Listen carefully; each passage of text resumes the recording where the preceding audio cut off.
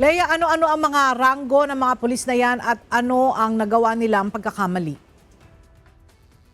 Magandang tanghali sa iyo, Ella. Ang mga natanggal sa pwesto ay may mga ranggong Police Colonel, Police Lieutenant Colonel, Police Major at Police Captain.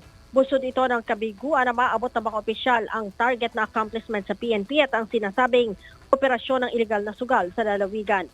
Ella, hindi nga nakaligtas sa ginawang internal cleansing sa hanay ng pambansang pulisya ang labing isang opisyal ng Pangasinan Police. Inalis ang mga ito sa pwesto dahil sa kapabayaan sa kanilang tungkulin. Kabilang sa 11 opisyal nga ay ang Colonel, 5 Police Lieutenant Colonel, 3 Major at 2 Police Captain.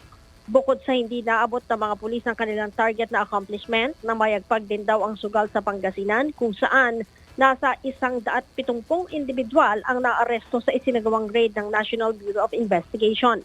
Ayon kay PNP Public Information Office Chief Police General Police Brigadier Public Information Office Chief Police Brigadier General Randolph Tuanyo, epektibo ang relief order ng mga opisyal nitong April 27 dahil sa kanilang lapses sa tungkulin. Kasama sa inalis sa pwesto ang direktor ng Pangasinan Police Provincial Office.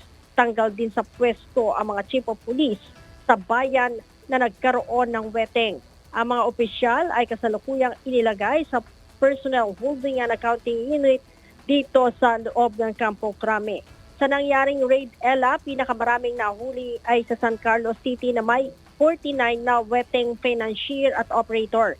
40 suspect naman ang nasa kote sa bayan ng Rosales, 34 na wetting personnel at operator naman ang na-corner sa bayan ng Calasiao, 31 sa Ordaneta City at 25 naman sa bayan ng Manawag. Ella? Maraming salamat, Leia Ilagan.